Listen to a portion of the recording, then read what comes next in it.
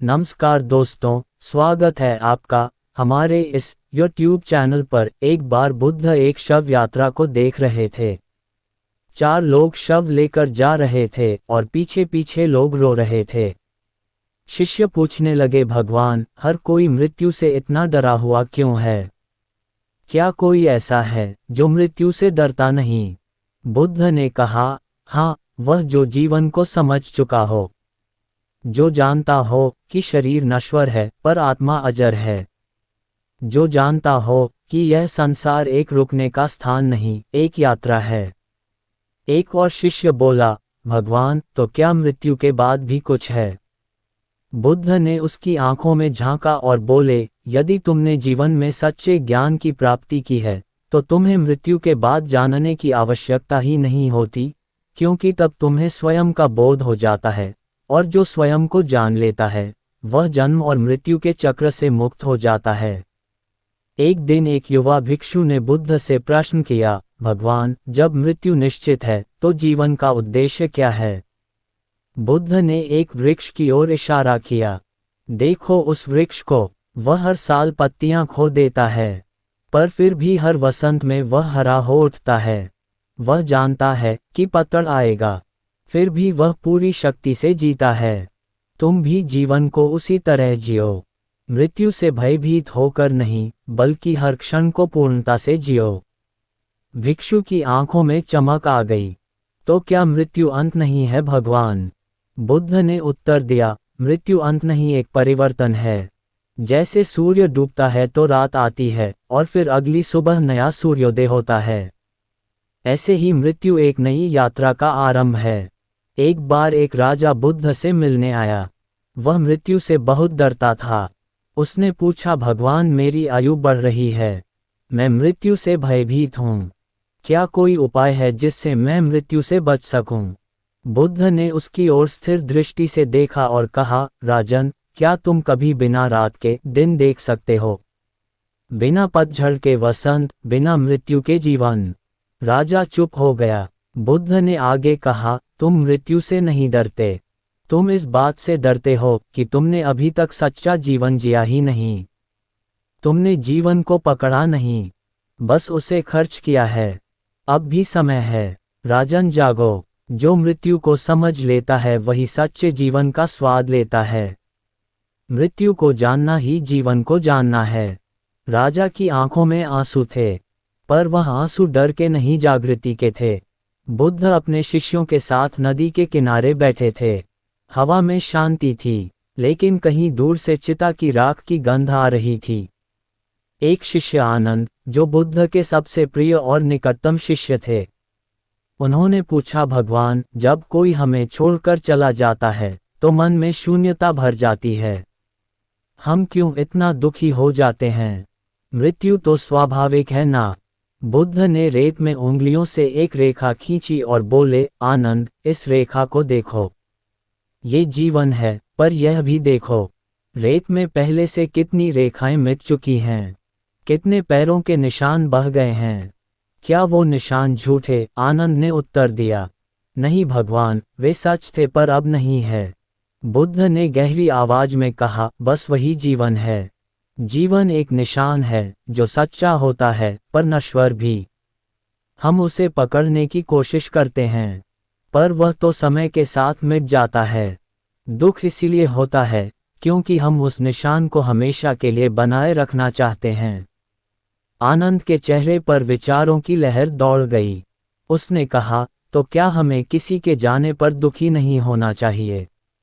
बुद्ध मुस्कुराए और बोले, दुखी होना स्वाभाविक है, पर उस दुख में उलझे रह जाना वह अज्ञानता है। समझो कि वह व्यक्ति अपने जीवन की यात्रा पूरी कर चुका है। और जैसे तुम एक दीपक बुझाकर दूसरा जलाते हो, वैसे ही आत्मा एक शरीर को छोड़कर दूसरा खोजती है। मृत्यु का अर्थ तब समझ आता है जब हम जीना सीख जाते हैं। गांव की एक वृद्धा जिसका नाम माया था, बुद्ध से मिलने आई। वह कांप रही थी। उसके साथ था उसका पुत्र, जिसे कुछ ही दिन में युद्ध पर जाना था। माया ने कांपती आवाज में कहा, भगवान, मेरा बेटा जा रहा है। मैं जानती हूं कि युद्ध में कुछ भी हो सकता है। मैं हर पल भय में हूँ। उसे जाने से रोक नहीं सकती, पर अपने हृदय को समझा भी नहीं पा रही। बुद्ध ने उसकी ओर देखा और पुत्र की ओर भी। बुद्ध ने बेटे से पूछा, क्या तुम अपनी माँ से प्रेम करते हो? युवक बोला, हाँ भगवान, मैं अपनी माँ से बहुत प्रेम करता हूँ। मैं तो उनके प्राणों से भी बढ़कर हूँ। बुद्ध ने आगे कहा, और क्या तुम सच में जाना चाहते हो मृत्यु के मुख में? युवक चुप हो गया। फिर उसने धीरे से कहा, भगवान, अगर मेरा कर्म, मेरा धर्म मुझे बुला रहा है, तो मैं डर कर पीछे नहीं हट सकता। लेकिन मैं ये भी चाहता हूँ कि मेरी माँ को शांति मिले।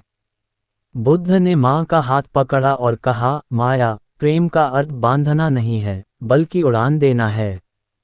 यदि तुम्हारा पुत्र पूर्णता से जिए, अपने कर्तव्य को समझे, तो मृत्यु से भी वह नहीं हारता, और यदि तुम उसे प्रेम से विदा कर सको, तो तुम्हारा हृदय भय से मुक्त हो जाएगा। वह माँ रोई, पर अब उसके आंसू दुख के नहीं, विश्वास के थे।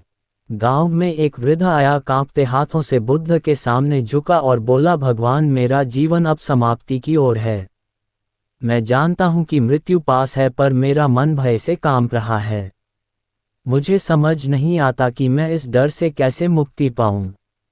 बुद्ध ने पूछा, जब तुमने जीवन जिया तब क्या तुमने हर दिन जागकर स्वयं से पूछा था, क्या मैंने आज सच्चा जीवन जिया? वृद्ध ने आंखें नीची कर ली और बोला, नहीं प्रभु, मैं तो बस भागता रहा नाम धन प्रतिष्ठा के पीछे, और आज सब होते हुए भी मैं अकेला हूँ। बुद्ध का स्वर धीमा और भावपूर्ण हुआ। बुद्ध ने कहा, जो जीवन को पूरी जागरूकता से नहीं जीता, उसकी मृत्यु भी अधूरी होती है। लेकिन जिसने हर दिन को पूर्णता से जिया, वो मृत्यु से नहीं डरता, वह उसे स्वीकार करता है। जैसे एक योद्धा अपने शस्त्र रखकर विश्राम करता है, आज भी समय है वृद्ध। अपने मन को हल्का करो, अपने अंदर झांको, माफी मांगो, माफ करो और शांत हो जाओ। मृत्यु तब आएगी तो वह पीड़ा नहीं लाएगी, बल्कि शांति दे जाएगी। वृद्ध की आंखों से बहते आंसू अब भय के नहीं थे।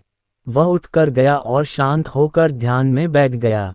जो जीवन को समझ गया, मृत्यु से पार हो गया। एक दिन एक युवा भिक्षु जिसका नाम था सारिपुत्र बुद्ध के पास आया। उसका चेहरा गंभीर था, आंखें प्रश्नों से भरी हुई। उसने कहा, भगवान, कल रात मैंने अपने पुराने मित्र की मृत्यु का समाचार सुना। उसके साथ मेरा गहरा संबंध था। आज मेरा मन विचलित है। मुझे कुछ समझ नहीं आ रहा। क्या मृत्यु वाकई इतनी आसान है? क्या एक दिन सब कुछ ऐसे ही समाप्त हो जाता है? बुद्ध ने उसकी आंखों में देखा और कहा, सारे पुत्र, तुम तैयार हो एक सत्य से सामना करने के लिए? शिष्य ने हाँ में सिर हिलाया। बुद्ध ने उसे एक स्थान पर ले जाने का आदेश दिया, एक शमशान भूमि के पास। वहां चिताएं जल रही थी, राख उड़ रही थी और हवा में मृत्यु की गंध थी। बुद्ध बोले, देखो सारे पुत्र, यह सब लोग जो यहाँ ले जाए जा रहे हैं, क्या वे जानते थे कि आज उनका अंत होगा? नहीं, उन्होंने भी घर छोड़ा था, किसी काम पर निकले होंगे, कुछ योजनाएं बनाई होंगी, पर मृत्यु उन्हें बुला लाई। शिष्य ने कहा, तो क्या हम कुछ कर नहीं सकते भगवान? क्या ये जीवन बस इसी अंधकार में समाप्त हो जाता है? बुद्ध का उत्तर बहुत शांत था, पर भीतर गूंजता हुआ, नहीं सारिपुत्र, जीवन अंधकार में समाप्त नहीं होता। यदि तुमने उसमें प्रकाश जलाया हो, यदि तुमने जागरूकता, करुणा, प्रेम और सत्य के दीप जलाए हैं, तो मृत्यु अंत नहीं है, वह मोक्ष है। बुद्ध ने आगे कहा, लेकिन अगर तुमने जीवन को बिना समझे बिताया तो मृत्यु तुम्हें घसीटेगी। भय, पश्चाताप और दुख के दलदल में सारे पुत्र मौन था। उसकी आत्मा में जैसे कुछ टूटकर फिर से जुड़ गया हो। शाम हो रही थी। नर्म सुनहरी रोशनी वृक्षों की शाखाओं पर बिखर रही थी। बुद्ध अपने शिष्यों के साथ एक शांत वन में ध्यान कर रहे थे। तभी एक स्त्री फटे हुए वस्त्रों में बिखरे बालों के साथ दौड़ती हुई आई। उसकी आंखों में आंसू थे और गोद में एक नन्हा बच्चा जो अब जीवित नहीं था।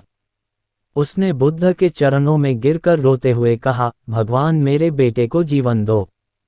वह मर गया है, पर आप जैसे चमत्कारी पुरुष उसे जरूर जीवित कर सकते हैं। मुझे बताया गया कि आप जीवन और मृत्यु के पार देख सकते हैं। कृपा करके मेरे पुत्र को जीवित कर दो। बुद्ध ने शांत स्वर में गहरे करुणामय भाव से उसकी ओर देखा। बहन, मैं तुम्हारी सहायता करूंगा, लेकिन पहले तुम्हें एक कार्य करना होगा।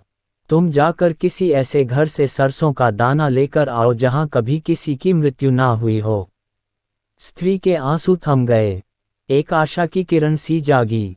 स्त्री ने कहा, हाँ भगवान, मैं अभी जाती हूँ। वह गांव-गांव घर-घर गई। हर दरवाजे पर जाकर पूछती, क्या आपके घर में कभी किसी की मृत्यु नहीं हुई? मुझे बस सरसों का एक दाना चाहिए। पर हर घर में एक ही उत्तर मिला, हमने भी किसी ना किसी प्रियजन को खोया है। मृत्यु हमारे घर भी आई थी। धीरे धीरे वह स्त्री समझने लगी, मृत्यु कोई सजा नहीं है, मृत्यु कोई दुर्घटना नहीं है, वह तो जीवन का स्वाभाविक भाग है।